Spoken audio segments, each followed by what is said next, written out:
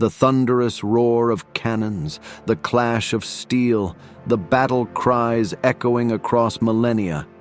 History is forged in the crucible of conflict, shaped by moments that have altered the course of civilizations. But what if I told you that these ancient battles hold secrets that could transform your life in the 21st century? You might be thinking, historical battles? How could they possibly be relevant to me? The truth is, the strategies, leadership, and human spirit demonstrated in these conflicts are timeless. They offer invaluable lessons about decision-making, perseverance, and understanding human nature that apply to the challenges we face every day. By the end of this video, you'll see history through a new lens. You'll discover how the legacy of these battles resonates in our modern world, from technology to politics, from personal growth to global dynamics. Are you ready to embark on a journey through time, witnessing humanity at its most triumphant and terrible moments?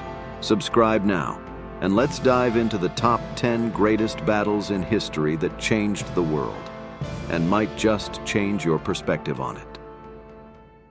10. The Battle of Thermopylae, 480 BC. Picture this, a narrow coastal pass in ancient Greece, hemmed in by steep mountains on one side and the azure Aegean Sea on the other. It's here, in 480 BC, that one of history's most famous last stands took place. The Battle of Thermopylae. On one side stood the mighty Persian army, led by King Xerxes I. Their force was vast, with ancient historians claiming numbers as high as 1 million men, though modern estimates suggest a more realistic figure of about 100,000 to 150,000 soldiers. This was still an enormous army for the time, comprising warriors from across the vast Persian Empire. Opposing this juggernaut was a much smaller Greek force.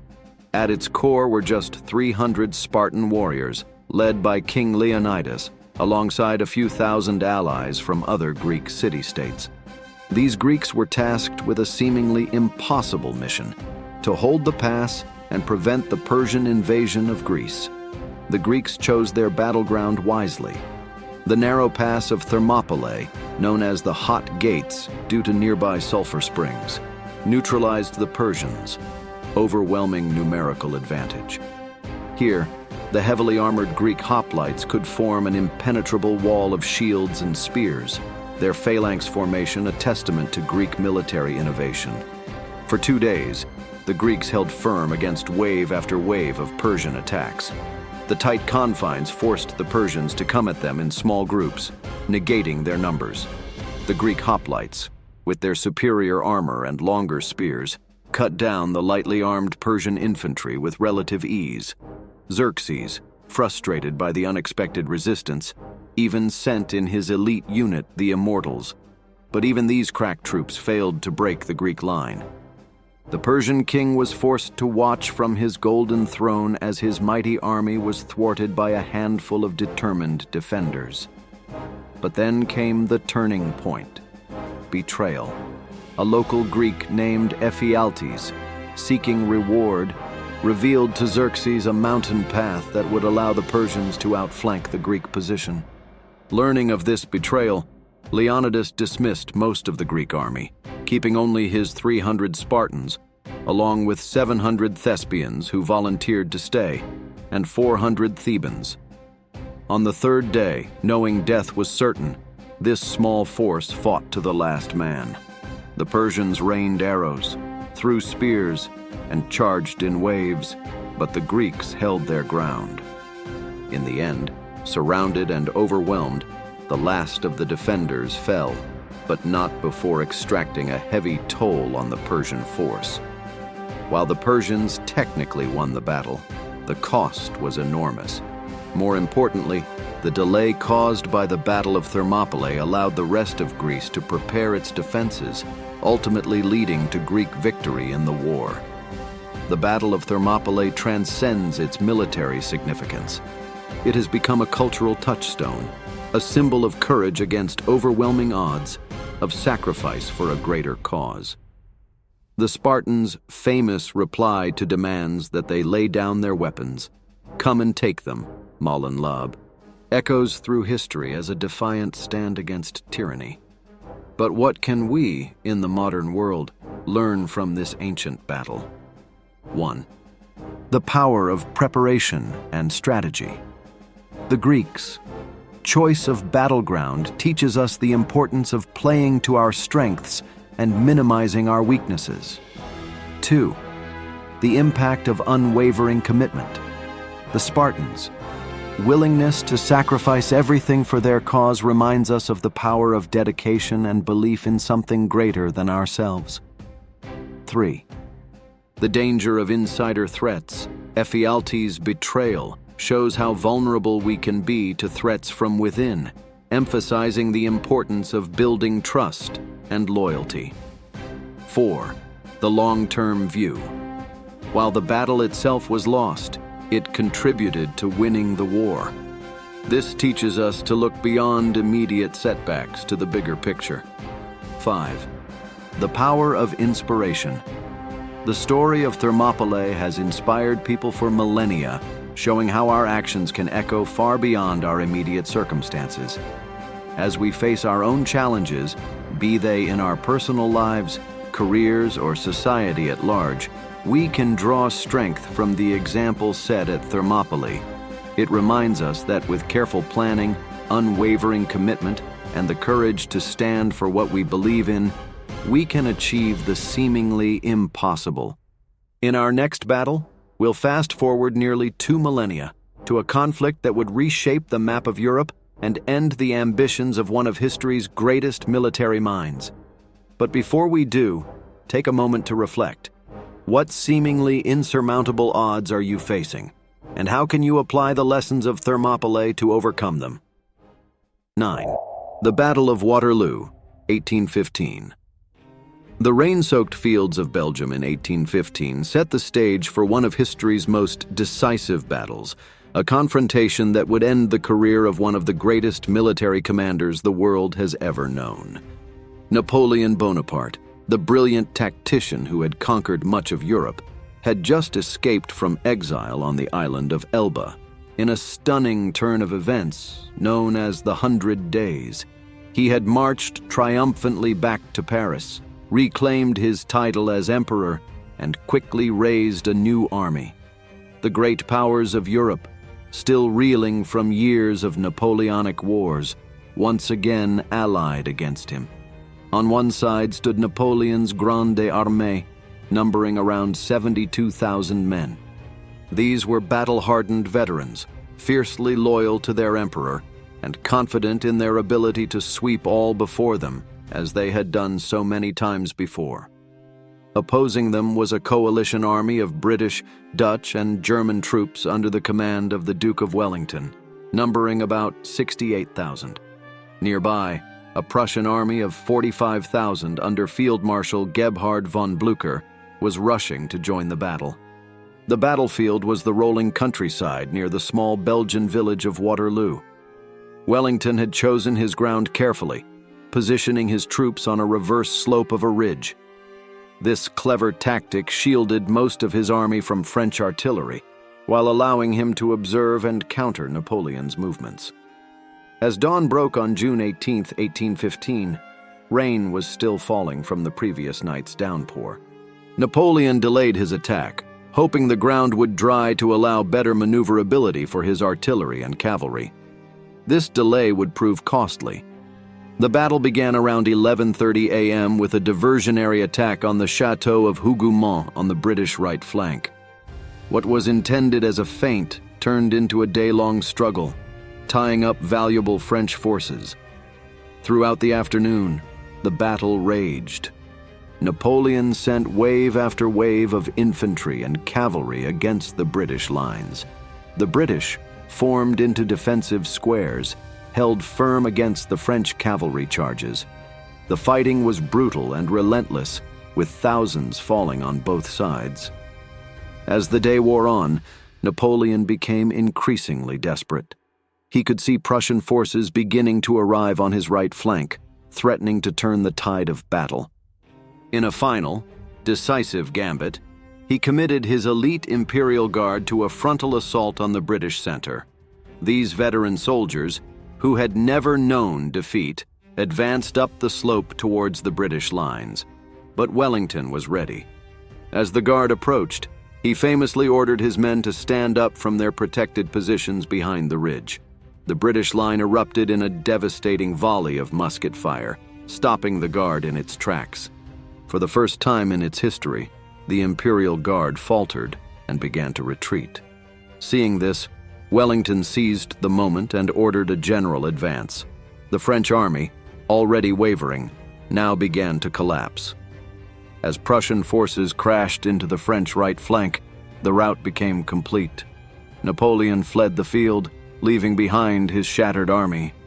He would soon abdicate for the second and final time, ending up in exile on the remote island of St. Helena, where he would spend the rest of his days. The Battle of Waterloo marked the end of the Napoleonic era and reshaped the map of Europe. It ushered in a long period of relative peace and stability on the continent, known as the Concert of Europe. But beyond its historical significance, Waterloo offers timeless lessons that resonate even in our modern world. Wellington's flexible defense and use of terrain show the value of adapting to circumstances rather than sticking rigidly to a predetermined plan. The Allied victory demonstrates how combining resources and efforts can overcome even the most formidable opponent. Napoleon's delay due to the wet ground likely cost him the battle, reminding us that sometimes waiting for the right moment is crucial. Both Napoleon and Wellington were on the field, inspiring their men and making crucial decisions, highlighting the importance of visible and effective leadership in times of crisis. Finally, Napoleon's reliance on his previous successes and the reputation of his Imperial Guard shows how overconfidence can lead to downfall. In our modern world, these lessons are just as relevant. Whether in business, politics, or our personal lives, we often face our own Waterloos, decisive moments that can shape our futures. As we navigate our challenges, we can draw upon the lessons of adaptability, coalition building, timing, leadership, and humility that this historic battle so vividly illustrates. 8. The Battle of Gettysburg, 1863. The summer of 1863 found America torn apart by civil war. The Confederate Army of Northern Virginia, led by General Robert E. Lee, had won a series of victories and was poised to strike north into Union territory. Lee believed that a major victory on Northern soil could force the Union to negotiate for peace, potentially securing independence for the Confederacy. With this ambitious goal, he led his army into Pennsylvania, setting the stage for one of the most pivotal battles in American history. The Union Army of the Potomac, under the newly appointed General George Meade, raced northward to intercept Lee's forces. On July 1, 1863, the two armies collided near the small town of Gettysburg, Pennsylvania. What began as a chance encounter rapidly escalated into a major confrontation. The first day of battle saw Confederate forces pushing Union defenders through the town of Gettysburg to defensive positions on hills to the south. Despite this initial success, Lee was unable to coordinate a decisive blow, partly due to the absence of his cavalry commander, J.E.B. Stuart, who had been out of contact for days. As night fell and more troops arrived for both sides, the Union forces formed a defensive line resembling a fishhook. This strong position, anchored on high ground including Cemetery Hill, Cemetery Ridge, and Culp's Hill, would prove crucial in the days to come. The second day of battle, July 2nd, saw intense fighting on both flanks of the Union line. On the Union left, Confederate General James Longstreet's forces attacked, trying to take Little Round Top and other key positions. The day saw heroic stands, such as that of the 20th Maine Regiment under Joshua Lawrence Chamberlain, who defended the extreme left of the Union line against repeated assaults. On the Union right, Confederate troops briefly breached the defenses on Culp's Hill, but a Union counterattack drove them back. By the end of the day, despite suffering heavy casualties, the Union line held. The third and final day, July 3rd, would see Lee's last bid for victory. Believing the Union center to be weakened from the previous days' fighting, Lee ordered a massive assault. After a terrible artillery barrage, nearly 12,500 Confederate soldiers stepped off across almost a mile of open ground in what would become known as Pickett's Charge. The attack was a disaster. Union artillery tore holes in the Confederate lines, and as the attackers neared the Union position, they were met with devastating musket fire. A few Confederates briefly breached the Union line at the outangle, but were quickly driven back. The charge collapsed, and with it, Lee's hopes of victory. On July 4th, as Americans elsewhere celebrated Independence Day, Lee's battered army began its retreat back to Virginia.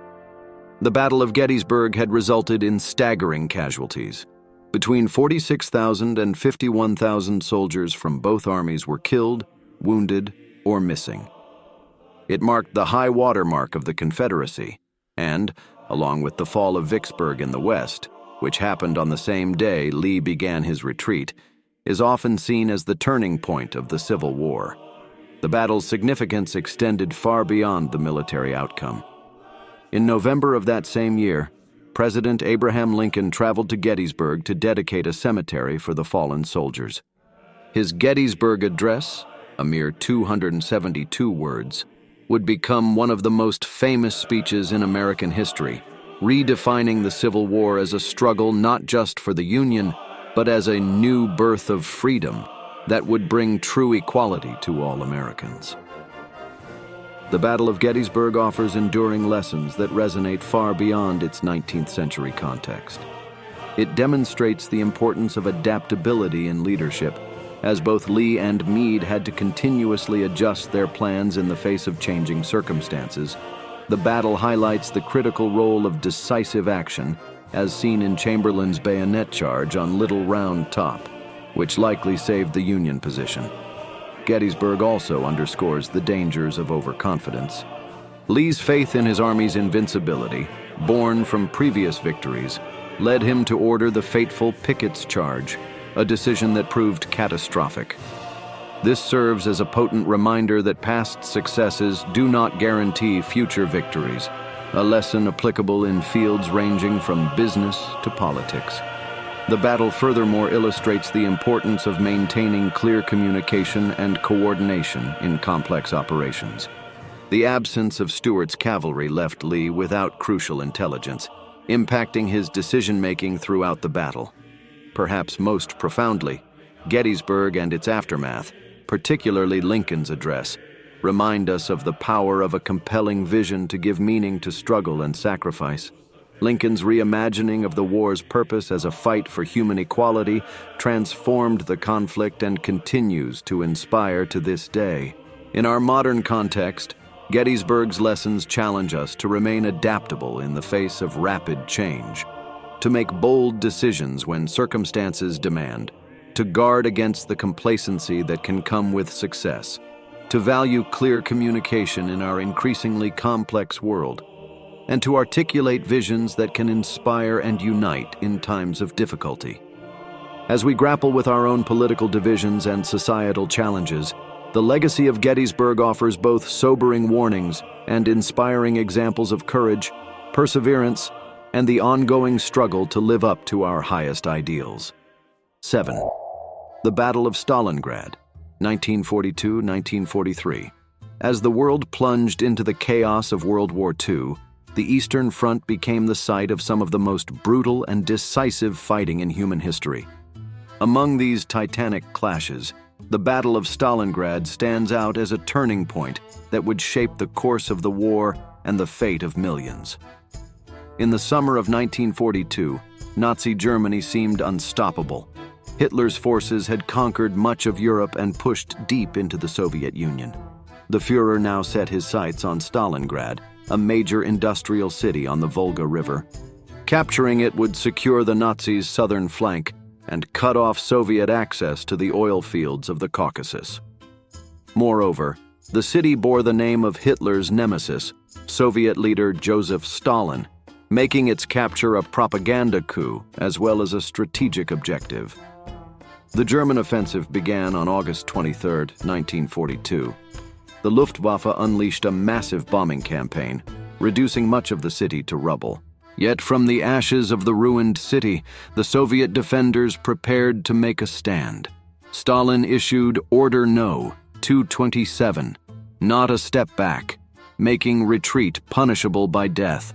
As German forces pushed into the city, the fighting devolved into a brutal house-to-house struggle. Every street, every building, every room became a battlefield. Soviet snipers like Vasily Zaitsev became legends, picking off German soldiers and officers from the ruins. The average life expectancy of a Soviet soldier in Stalingrad dropped to just 24 hours. The Germans found themselves ill-prepared for this type of urban warfare. Their blitzkrieg tactics, so effective in open terrain, were of little use in the close confines of the ruined city. Still, they pushed on, eventually controlling 90% of Stalingrad. Yet that last 10%, a narrow strip along the Volga, refused to fall. As autumn turned to winter, the Germans faced a new enemy, the Russian cold. Ill-equipped for winter warfare, German soldiers suffered terribly as temperatures plummeted. Meanwhile, the Soviets were planning a counteroffensive. On November 19, 1942, the Soviets launched Operation Uranus. Two massive Soviet forces struck the weakly defended flanks of the German Sixth Army, manned primarily by Romanian and Hungarian troops. Within 4 days, the two Soviet pincers met at Kalach, 70 miles west of Stalingrad, encircling some 300,000 Axis soldiers. Hitler refused to allow a breakout attempt, insisting that the Sixth Army stand its ground. He promised that supplies would be airlifted in tow, but the Luftwaffe was incapable of delivering the 700 tons of supplies needed daily. As winter deepened, the trapped German forces faced starvation and freezing temperatures. Despite the desperate situation, Hitler forbade surrender. It wasn't until January 31, 1943, that the German commander, Field Marshal Friedrich Paulus, finally capitulated, just hours after Hitler had promoted him to Field Marshal, a rank no German officer had ever surrendered in. The last pocket of German resistance in Stalingrad fell 2 days later. The human cost of the battle was staggering. Estimates vary, but approximately 2 million soldiers and civilians were killed, wounded, or captured. The German Sixth Army was effectively destroyed, with only 91,000 surviving to be taken prisoner, of whom merely 5,000 would return home after the war. Stalingrad marked a turning point in World War II. It shattered the myth of Nazi invincibility and marked the beginning of the Soviet counteroffensive that would eventually lead to the capture of Berlin. But beyond its military significance, Stalingrad has come to symbolize the extremes of human endurance, the horrors of modern warfare, and the capacity for both cruelty and heroism in the face of overwhelming odds. The Battle of Stalingrad offers profound lessons that resonate even in our modern world. It demonstrates the power of determination and resilience in the face of seemingly insurmountable odds. The Soviet defenders, despite being outgunned and often outmaneuvered, refused to give up, turning every street and building into a fortress. The battle also highlights the dangers of overreach and inflexibility. Hitler's insistence on capturing Stalingrad, even as it became clear that the cost would be enormous, and his refusal to allow the Sixth Army to attempt a breakout, underscore the perils of rigid thinking and the inability to adapt to changing circumstances. Stalingrad reminds us of the importance of proper planning and logistics. The German failure to prepare for winter warfare and the impossible task of supplying a surrounded army by air show how even the mightiest force can be undone by a failure to account for basic needs and changing conditions. The battle also serves as a stark reminder of the human cost of conflict and ideological extremism. The suffering endured by soldiers and civilians alike during those terrible months stands as a testament to the importance of striving for peaceful resolutions to conflicts. In our modern context, the lessons of Stalingrad challenge us to cultivate resilience in the face of adversity, to remain flexible in our thinking and strategies, to plan thoroughly while being prepared for the unexpected, and to never lose sight of the human cost of our actions and decisions. As we face our own challenges, whether in business, politics, or personal life, the legacy of Stalingrad reminds us of the depths of human endurance and the importance of adaptability in the face of changing circumstances. Moreover, in an age where digital warfare and information battles are becoming increasingly prevalent, Stalingrad's lesson about the unpredictability of conflict and the importance of adaptability takes on new relevance. Just as the Germans found their blitzkrieg tactics ill-suited to urban warfare, we too must be prepared to adapt our strategies to new and unforeseen challenges in our rapidly changing world. 6. The Battle of Midway, 1942. As the world reeled from the expanding conflagration of World War II, the vast expanse of the Pacific Ocean became a theater of war unlike any seen before. In the wake of the devastating attack on Pearl Harbor in December 1941, the Imperial Japanese Navy seemed unstoppable. But in early June 1942, near a tiny atoll roughly midway between Asia and North America, a battle would unfold that would alter the course of the Pacific War and showcase the dawn of a new era in naval warfare.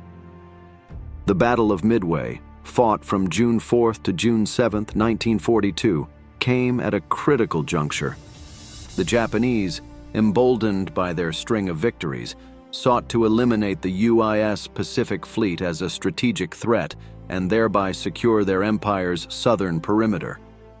Admiral Isoroku Yamamoto, the architect of the Pearl Harbor attack, devised a complex plan to lure the American carriers into a trap and destroy them. The Japanese plan hinged on surprise, but unbeknownst to them, UIS, Navy cryptanalysts had partially broken the Japanese naval code. This crucial intelligence allowed Admiral Chester Nimitz, commander of the U.S. Pacific Fleet, to anticipate the Japanese move and set an ambush of his own. As dawn broke on June 4th, the stage was set for one of the most decisive naval battles in history.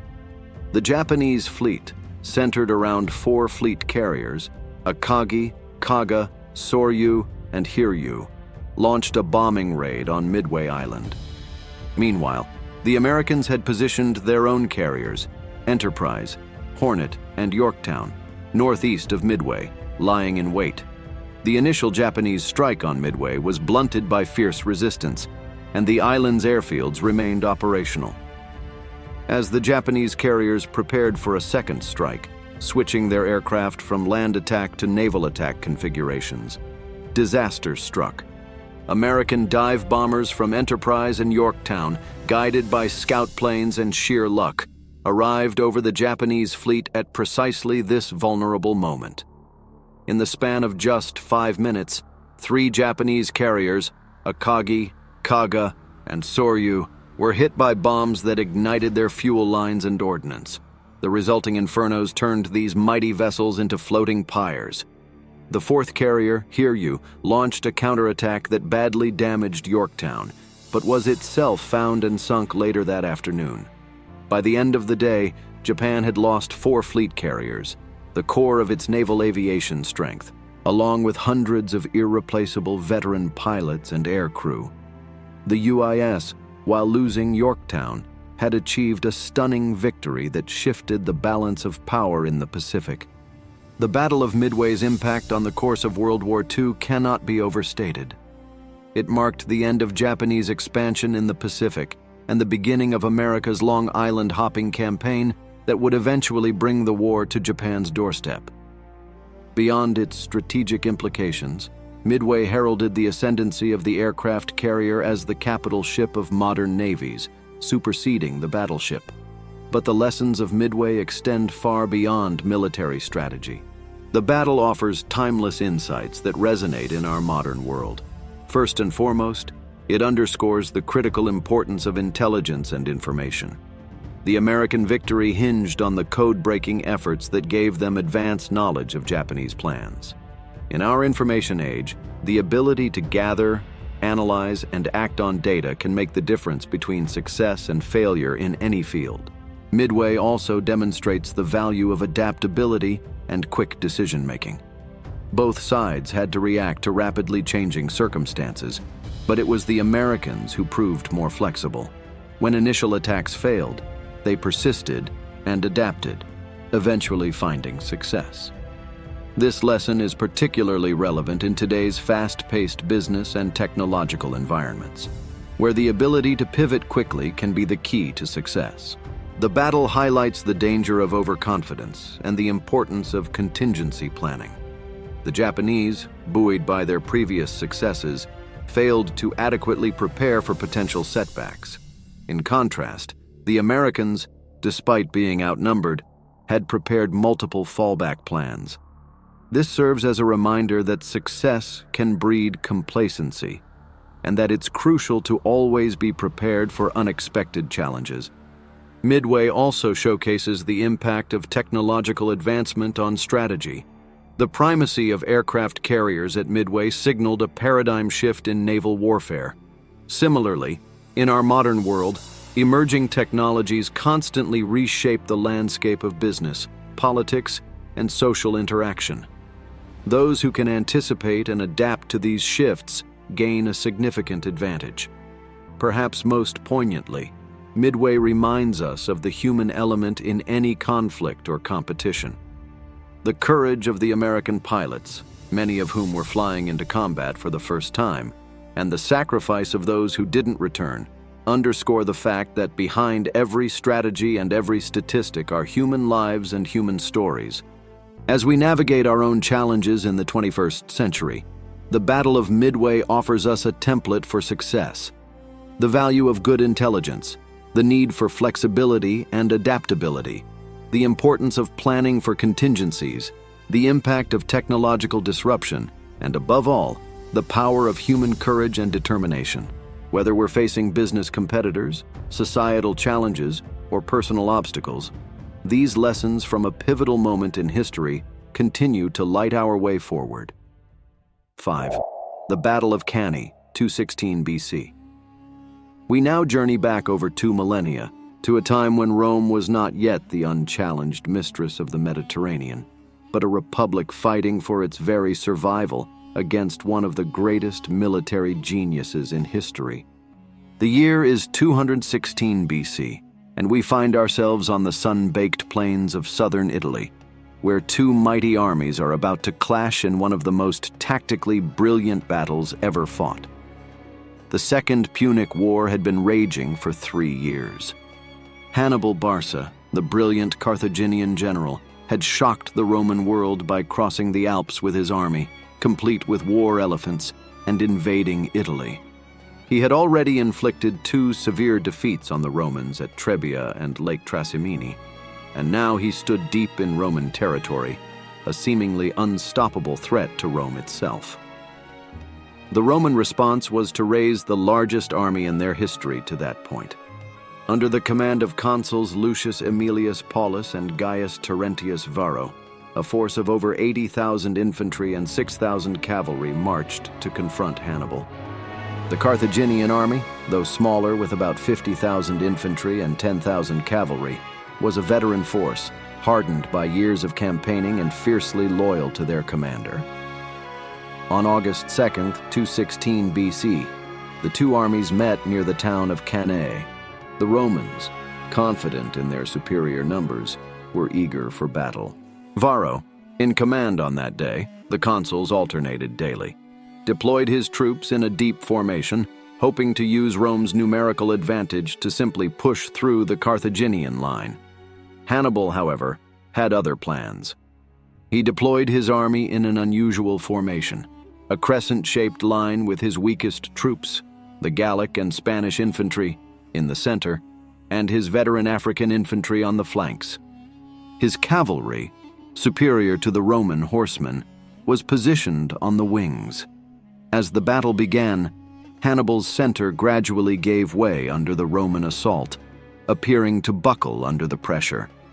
The Roman infantry, sensing victory, pressed forward eagerly.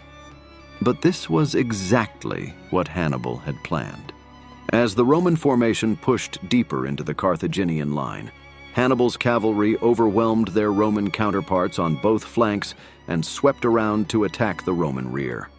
Meanwhile, instead of breaking, the Carthaginian center pulled back in a controlled manner, drawing the Romans deeper into a trap. At the crucial moment, Hannibal ordered his African infantry on the flanks to wheel inwards, encircling the Roman army on three sides. With Carthaginian cavalry closing the circle from behind, the Romans found themselves completely surrounded. What followed was nothing short of slaughter. Packed tightly together, the Roman soldiers could barely lift their arms to defend themselves. The Carthaginians pressed in from all sides, methodically cutting down their enemies. By the end of the day, around 70,000 Romans lay dead on the field, including Consul Aemilius Paulus and 80 senators who had joined the army. It was, in the words of military historian Theodore Hérode Dodge, a catastrophe unequaled in the history of Rome. The scale of the defeat sent shockwaves through the Roman world. Livy, the Roman historian, wrote that one half of the army was destroyed, and with them the consul Lucius Paulus, with 80 senators. The Roman Senate, in those dark days, reportedly forbade even the mention of the word peace. Such was their determination to continue the fight despite the catastrophic loss. Yet, remarkably, this devastating defeat did not mark the end of Rome. Instead, it became a testament to Roman resilience and determination. Despite Hannibal's tactical genius, he was unable to capitalize fully on his victory. Rome regrouped, adopted new strategies, and eventually, under the leadership of Scipio Africanus, turned the tide of the war, defeating Carthage on its home ground at the Battle of Zama in 202 BC. The Battle of Cani offers timeless lessons that resonate far beyond the ancient world. First and foremost, it demonstrates the power of innovative thinking and strategic brilliance. Hannibal's tactical plan at Cani, turning a numerical disadvantage into a decisive victory, remains studied in military academies to this day. In our modern context, this serves as a powerful reminder that creative problem-solving and strategic thinking can overcome seemingly insurmountable odds, whether in business, politics, or personal challenges. Cani also illustrates the dangers of overconfidence and rigid thinking. The Romans, assured of victory due to their superior numbers, fell into Hannibal's trap. This lesson is particularly relevant in today's fast-paced, ever-changing world, where past success is no guarantee of future victory, and adaptability is key to survival and success.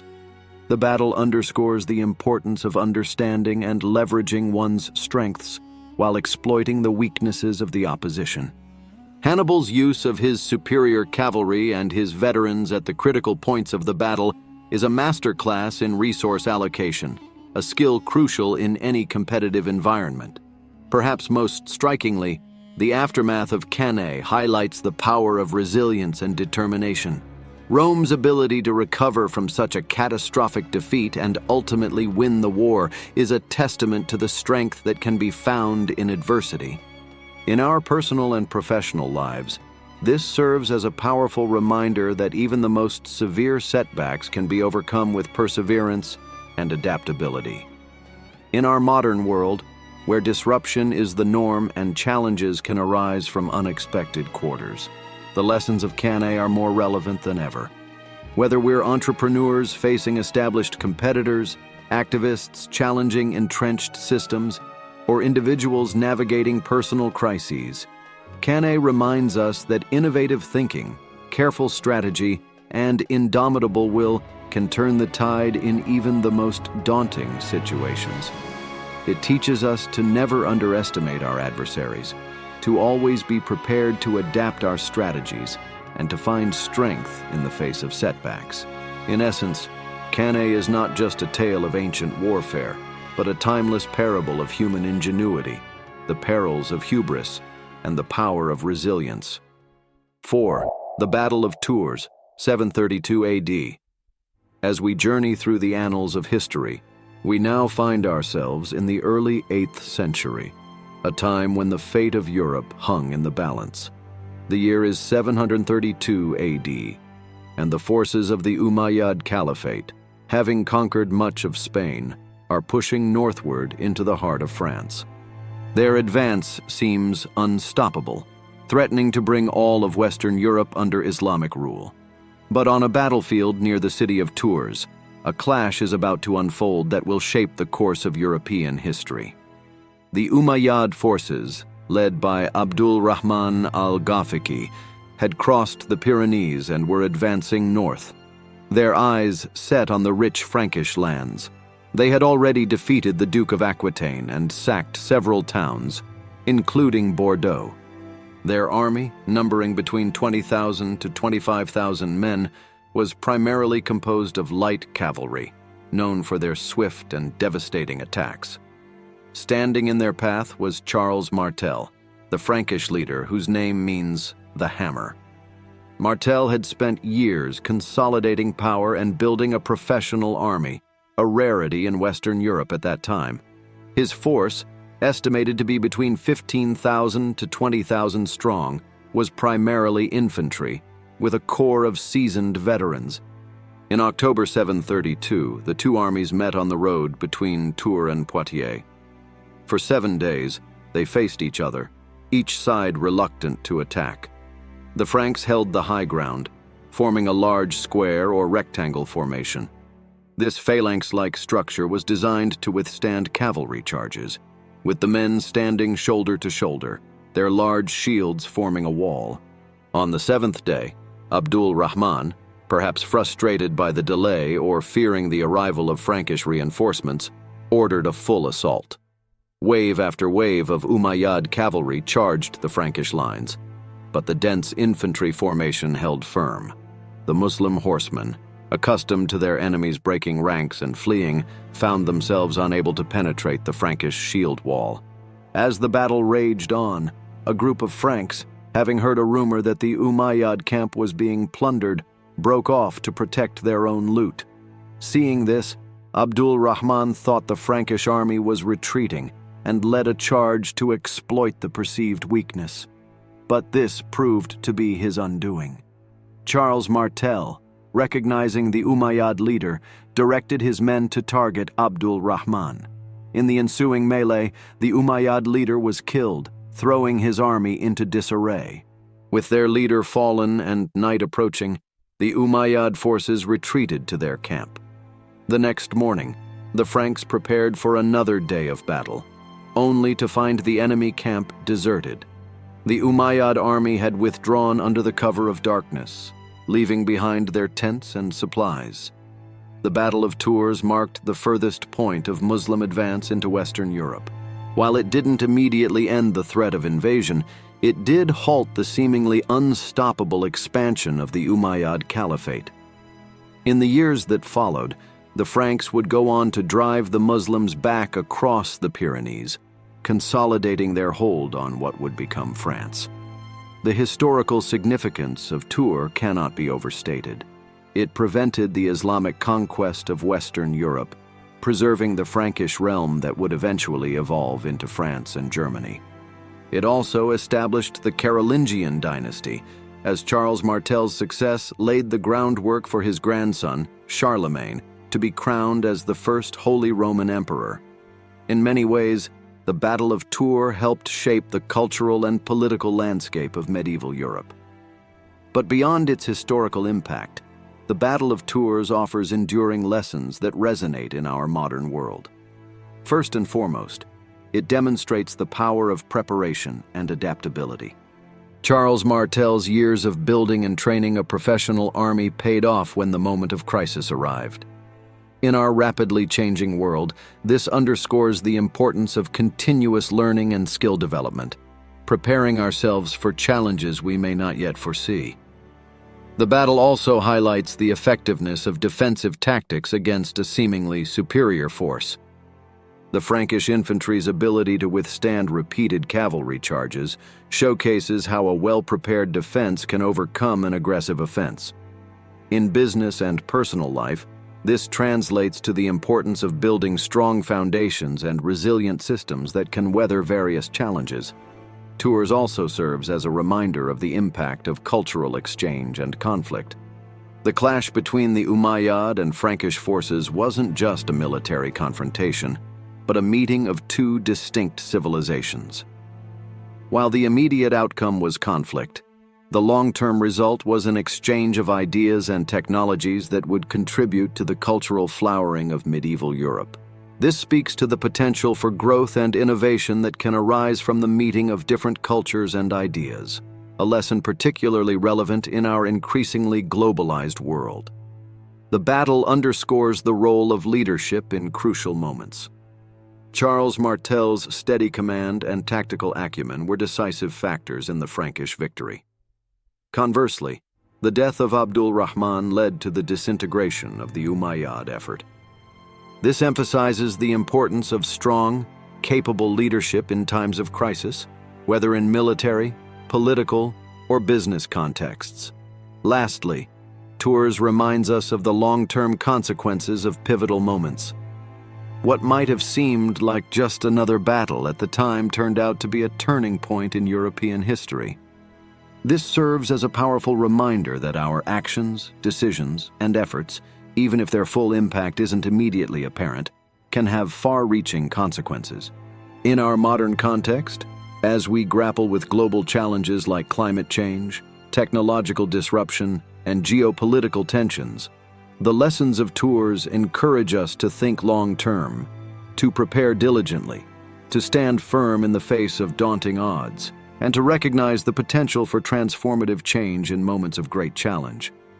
Whether we're business leaders, policymakers, or individuals striving to make a difference, the echoes of this ancient battle remind us of our potential to shape the course of history through our actions and choices. 3. The Siege of Constantinople, 1453. As we continue our journey through history's most pivotal battles, we find ourselves in the middle of the 15th century, witnessing the fall of an empire that had stood for over 1,000 years. The year is 1453, and the great city of Constantinople, capital of the Byzantine Empire and the last vestige of the once mighty Roman Empire, is under siege by the Ottoman Turks. This battle would mark not just the end of an era, but the dawn of a new age. Constantinople, founded by Roman Emperor Constantine the Great in 330 AD, had long been considered impregnable. Its massive walls, some of the strongest fortifications ever built, had repelled numerous invasions over the centuries. The city was a bridge between Europe and Asia, a melting pot of cultures, and the guardian of ancient Greek and Roman knowledge. But by 1453, the once vast Byzantine Empire had been reduced to little more than the city itself and a few scattered territories. The Ottoman Empire, on the other hand, was ascendant. Under the young and ambitious Sultan Mehmed II, the Ottomans had been expanding their territory in the Balkans and Anatolia. Mehmed, barely 21 years old, was determined to make Constantinople the new capital of his empire, thereby legitimizing Ottoman rule and bridging his European and Asian territories. The siege began on April 6, 1453. Mehmed's army, estimated at between 80,000 to 200,000 men, surrounded the city by land and sea. The defending Byzantines, led by Emperor Constantine XV Palaeologus, could muster only about 7,000 men, though they were bolstered by a few thousand foreign allies, primarily Genoese and Venetian volunteers. The Ottomans brought with them the latest in siege technology, including massive cannons that could hurl stone balls weighing up to 2,500 pounds. These cannons, designed by a Hungarian engineer named Orban, were a game-changer in siege warfare. Their constant bombardment gradually wore down Constantinople's mighty walls. Despite the overwhelming odds, the defenders fought with remarkable tenacity. They repaired breaches in the walls at night, repelled numerous assaults, and even managed to neutralize attempts by the Ottomans to tunnel under the walls. The city's location on a peninsula meant that it could be resupplied by sea, thanks to control of the Golden Horn Inlet. However, Mehmed had an answer for this too. In a feat of engineering that echoed ancient siege tactics, he ordered his men to drag 70 ships overland on greased logs, bypassing the massive chain that blocked the entrance to the Golden Horn. This bold move allowed the Ottomans to attack the city from yet another direction and cut off the possibility of reinforcement or resupply. As the siege wore on, both sides knew that time was running out. The Byzantines were hoping for reinforcements from Western Europe that would never come, while Mehmed was aware that his massive army was difficult to supply and that discontent was growing in the ranks. The final assault came on May 29th. After nearly 2 months of constant bombardment and repeated attacks, a section of the wall near the gate of St. Romanus had been weakened. The Ottomans focused their assault here, sending wave after wave of troops against the breach. Despite fierce resistance, the defenders were gradually overwhelmed by sheer numbers. As the city's defenses crumbled, Emperor Constantine V reportedly cast off his imperial regalia and led a final charge against the invaders, dying in battle as the last of the Roman emperors. By the end of the day, Constantinople had fallen. Mehmed entered the city, heading straight for the Hagia Sophia, the great cathedral of Eastern Christianity, which he immediately ordered converted into a mosque. The fall of Constantinople sent shockwaves through Europe. It marked the end of the Byzantine Empire and the final demise of the Roman imperial tradition that had stretched back to Augustus. For the Ottoman Empire, it was a crowning achievement that transformed it into a world power. Constantinople, renamed Istanbul, would become the capital of the Ottoman Empire for nearly 5 centuries. The Siege of Constantinople in 1453 offers numerous lessons that resonate even in our modern world. First, it demonstrates the impact of technological innovation on the course of history. The Ottoman cannons, representing cutting-edge military technology of the time, were crucial in breaching Constantinople's legendary walls. This serves as a reminder of how advancements in technology can rapidly shift the balance of power, a lesson particularly relevant in our digital age where technological disruption is constant.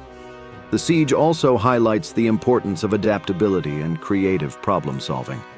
Mehmed's audacious move to transport his ships overland demonstrates how thinking outside the box can overcome seemingly insurmountable obstacles. In our personal and professional lives, this lesson encourages us to look for innovative solutions when faced with challenging situations. Furthermore, the fall of Constantinople underscores the dangers of isolation and the importance of alliances. The Byzantine Empire, once a great power, found itself with few allies in its time of need. This serves as a cautionary tale about the risks of diplomatic isolation and the value of cultivating strong relationships and networks. The battle also illustrates the power of determination and leadership. Despite overwhelming odds, the defenders of Constantinople held out for nearly 2 months, inspired by the leadership of Constantine V.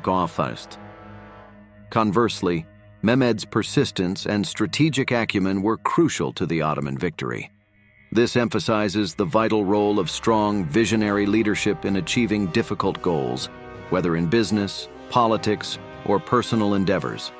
Lastly, the Siege of Constantinople marks a pivotal moment in the clash and exchange of cultures. While the immediate aftermath was conflict and conquest, the long-term result was a flourishing of art, science, and philosophy as Byzantine scholars fled to Western Europe, contributing to the Renaissance. This reminds us that even in times of great change and upheaval, there is potential for cultural cross-pollination and intellectual growth. In our contemporary world, as we navigate rapid technological changes, shifting global power dynamics, and complex cultural interactions, The lessons of the Siege of Constantinople are remarkably relevant.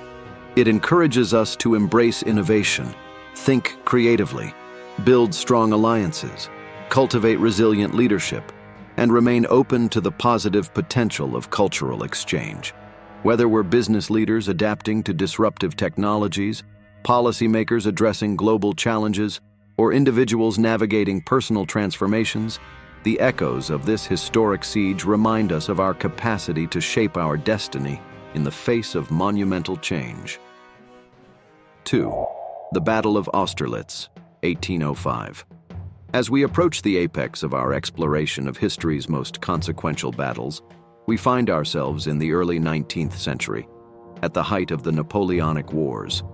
The date is December 2nd, 1805, and on the frost-covered fields of Moravia in present-day Czech Republic, one of the most brilliant tactical masterpieces in military history is about to unfold.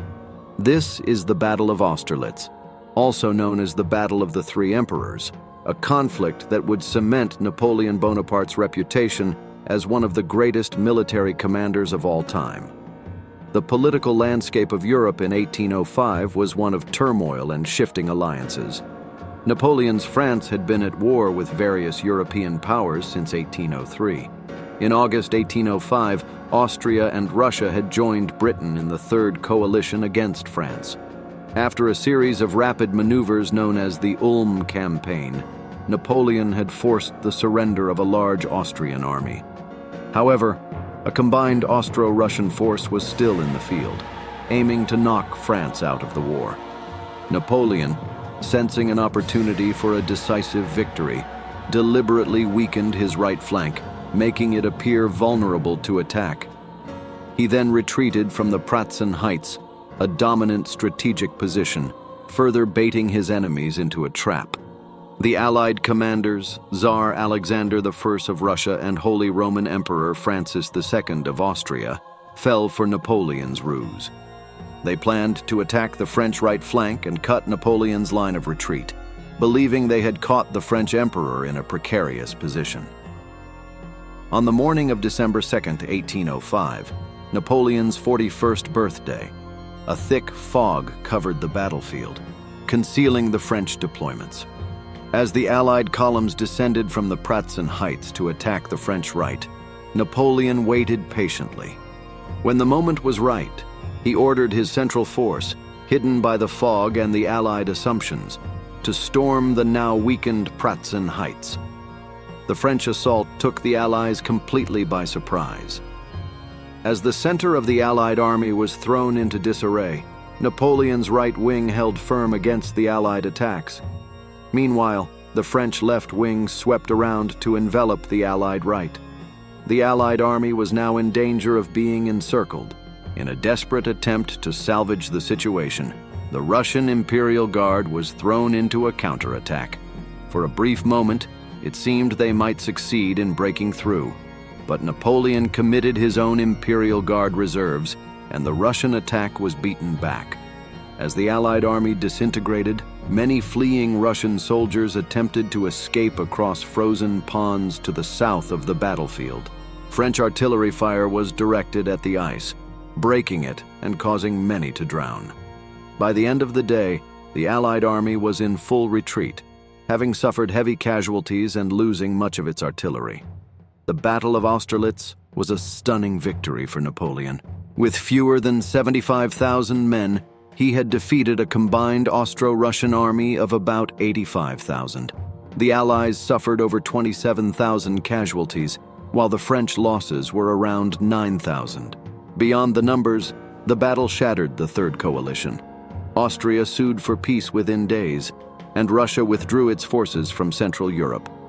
Napoleon's victory at Austerlitz reshaped the political map of Europe. The Holy Roman Empire was dissolved, and Napoleon consolidated his control over much of the continent. His empire reached its zenith in the years following Austerlitz, and the battle became known as Napoleon's greatest victory. The Battle of Austerlitz offers timeless lessons that extend far beyond the realm of military strategy. First and foremost, it demonstrates the power of deception and psychological warfare.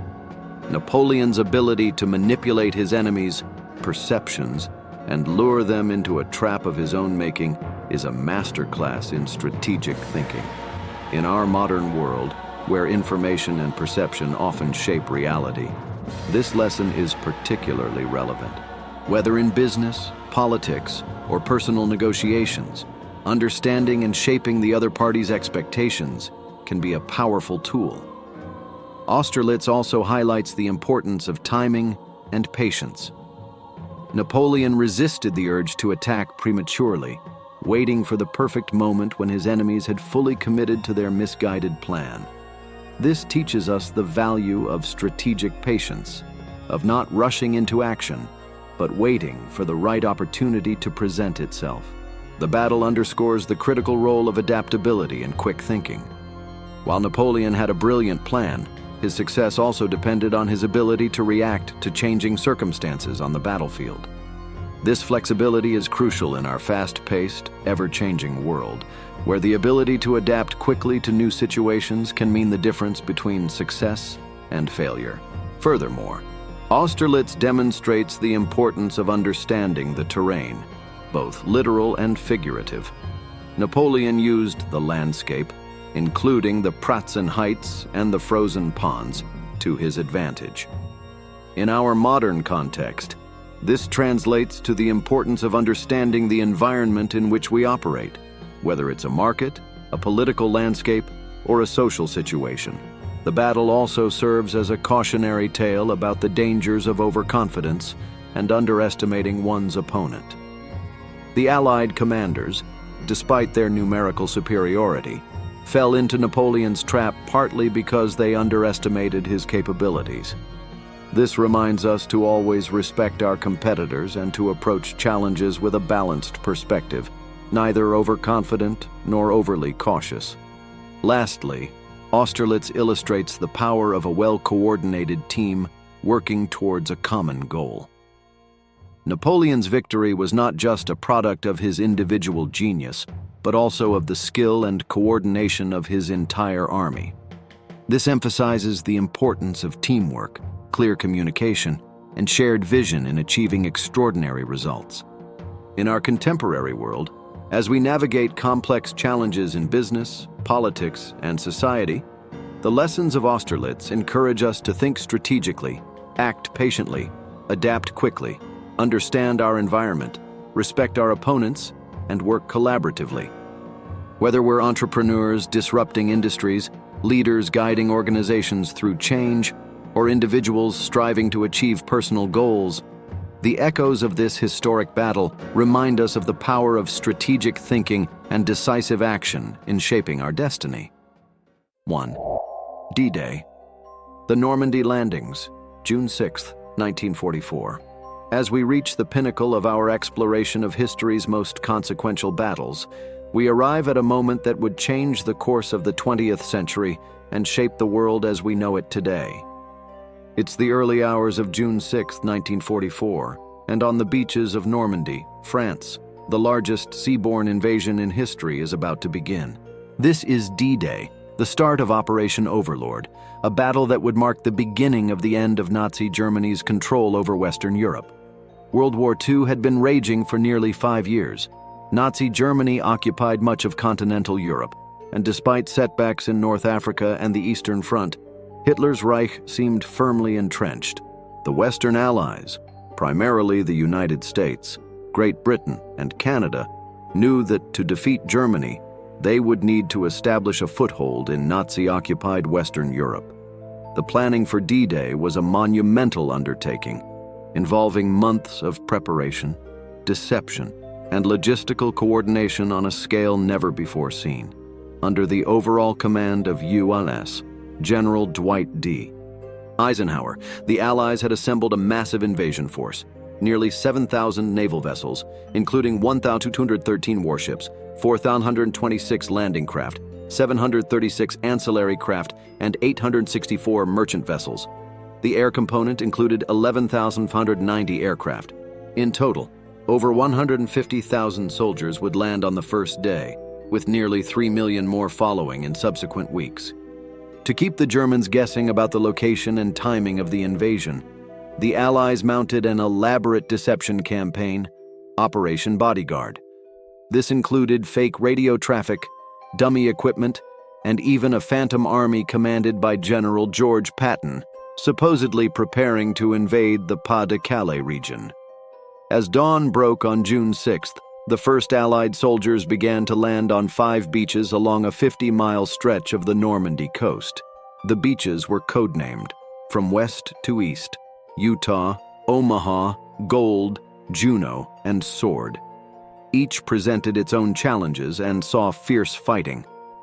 Omaha Beach, in particular, became a scene of terrible carnage. The pre-landing bombardment had failed to neutralize the German defenses, and the first waves of American troops faced withering fire as they struggled across the beach. Despite horrific casualties, small groups of determined soldiers gradually worked their way up the bluffs, taking out German strongpoints one by one.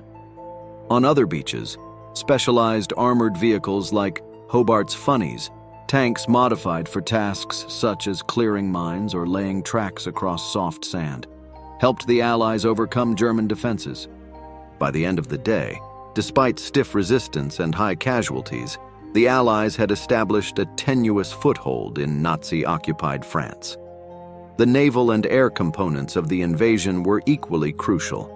Allied ships provided fire support for the troops on the beaches, while thousands of paratroopers dropped behind enemy lines to secure key objectives and sow confusion among the German defenders. The Allied air forces had worked for months to achieve air supremacy, systematically targeting German aircraft and airfields to ensure that the Luftwaffe could not effectively oppose the landings. The German response to the invasion was hampered by confusion and indecision. Many senior commanders, including Erwin Rommel, were away from their posts. Hitler initially believed the landings were a diversion and held back critical armored reserves. By the time the Germans realized the true scale of the invasion, it was too late to dislodge the Allied beachhead. The human cost of D-Day was immense. Precise casualty figures are difficult to determine, but it's estimated that the Allies suffered around 10,000 casualties on the first day alone, with 4,114 confirmed dead. German losses are estimated at between 4,000 and 9,000. Yet, despite these heavy losses, the operation was a strategic success. By June 11th, all 5 beaches were linked, and over 326,000 troops, 54,000 vehicles, and 104,000 tons of supplies had been landed. D-Day marked the beginning of the end for Nazi Germany. It opened a new front in Western Europe, forcing the Germans to fight on 3 fronts simultaneously: Eastern, Western, and Italian. Within a year, Germany would surrender, bringing an end to the war in Europe. The Normandy landings offer a wealth of lessons that resonate far beyond the realm of military strategy. First and foremost, D-Day demonstrates the power of meticulous planning and preparation. The years of planning, gathering intelligence, and coordinating resources that went into Operation Overlord highlight how thorough preparation can overcome seemingly insurmountable challenges. In our modern world, where we often face complex, multifaceted problems, this lesson reminds us of the value of comprehensive planning and attention to detail. D-Day also underscores the importance of innovation and adaptability. The Allies developed numerous technological innovations for the invasion, from amphibious tanks to artificial harbors. Yet they also had to adapt on the spot to unexpected challenges.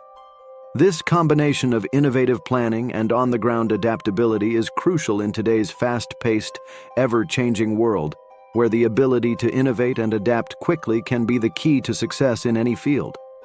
The invasion highlights the critical role of deception and information management. Operation Bodyguard, the elaborate deception plan that convinced the Germans the invasion would come elsewhere, was crucial to the success of D-Day.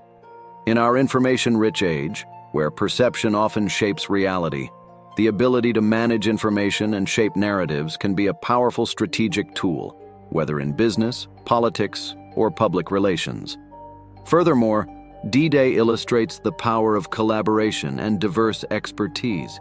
The operation brought together soldiers, sailors, airmen, engineers, logistics experts, and many others, each playing a vital role. This emphasizes the importance of diverse, cross-functional teams in tackling complex challenges, a lesson that's particularly relevant in today's interconnected, globalized world. The landings also demonstrate the impact of decisive leadership. Eisenhower's decision to launch the invasion despite less than ideal weather conditions was a pivotal moment. This reminds us of the importance of bold, informed decision-making in critical moments, a skill valuable in any leadership position. Lastly, D-Day serves as a powerful reminder of the human capacity for courage and sacrifice in the face of daunting odds. The soldiers who landed on those beaches, knowing the dangers they faced, exemplify the heights of human bravery. This inspires us to face our own challenges, however daunting, with courage and determination. In our contemporary world, as we grapple with global challenges like climate change, technological disruption, and geopolitical tensions, the lessons of D-Day encourage us to plan meticulously, innovate constantly, adapt quickly, collaborate broadly, lead decisively, and act courageously. Whether we're business leaders navigating market disruptions, policymakers addressing societal issues, or individuals pursuing personal goals, the echoes of this historic operation remind us of our capacity to overcome seemingly impossible odds through planning, innovation, collaboration, and sheer determination. As we conclude our journey through these 10 pivotal battles, we're reminded that history is not just a record of past events, but a source of timeless wisdom. Each of these conflicts, separated by centuries and continents, offers unique insights into strategy, leadership, innovation, and human nature. They remind us that the challenges we face today, while perhaps different in form, are not so different in essence from those our ancestors confronted. These battles teach us about the power of strategic thinking, the importance of adaptability, the value of technological innovation, and the crucial role of leadership. They show us how seemingly insurmountable odds can be overcome with courage, preparation, and ingenuity. They underscore the importance of understanding our environment, whether it's a physical battlefield or a competitive market. And perhaps most importantly, they highlight the profound impact that individual and collective human actions can have on the course of history. As we face our own battles in the 21st century, be they against climate change, social injustice, economic inequality, or personal challenges, let us draw inspiration and lessons from these pivotal moments in history. Let us approach our challenges with the strategic acumen of Hannibal, the innovative spirit of the D-Day planners, the adaptability of Napoleon, and the courage of those who stood against overwhelming odds at Thermopylae. In doing so, we honor the legacy of those who fought in these historic battles, not by glorifying war, but by applying the hard-won wisdom of the past to create a better future. For in the end, the greatest tribute we can pay to history is to learn from it, using its lessons to shape a world of greater peace, justice, and prosperity for all.